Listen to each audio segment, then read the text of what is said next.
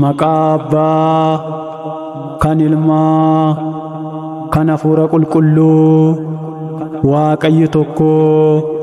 Ameen.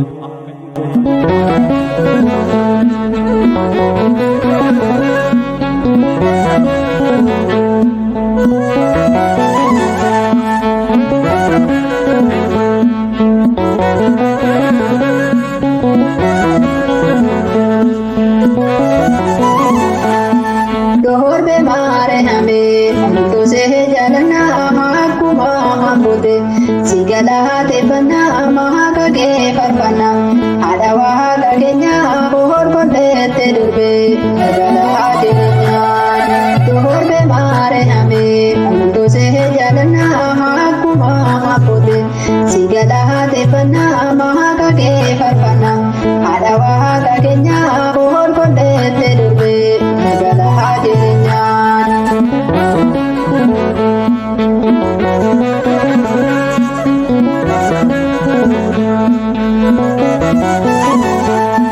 Nehe jalta ya durbe omanto dandara kehena ke tu wada dubarto dahira amahanto se madara ya hada hawa kayo do bada medulu ya harme ya hayo dohorbe mare hame to se jalana mahakuma mahbute sigala te bana mahaka ke farpana adawa gagenya bohor konde te durbe agala adenya.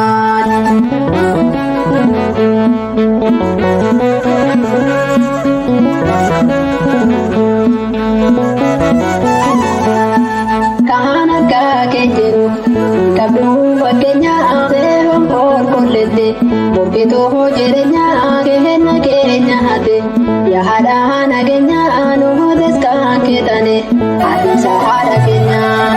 Dohorbe mare hame to se jalana mahakuma mahbute sigala te bana mahaka ke farpana adawa gagenya bohor konde te durbe agala adenya.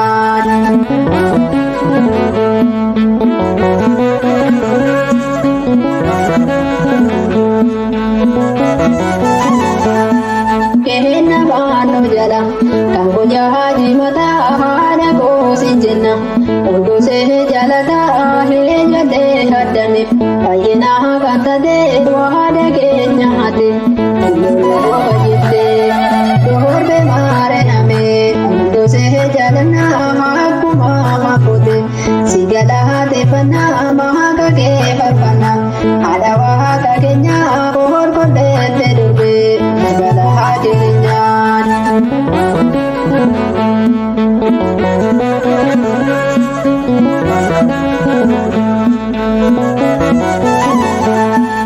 Mahaka ke wamana bakuma hundata ome sodanu gargarsa kerate harme no dagatu barake nyagoto holme no ragabde no dagatu.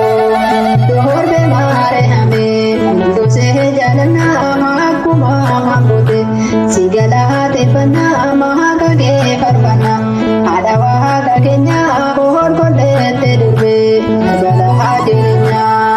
Dohorbe mare hame to se jalana mahakuma mahbute sigala te bana mahaka ke farpana adawa gagenya bohor konde te durbe agala adenya.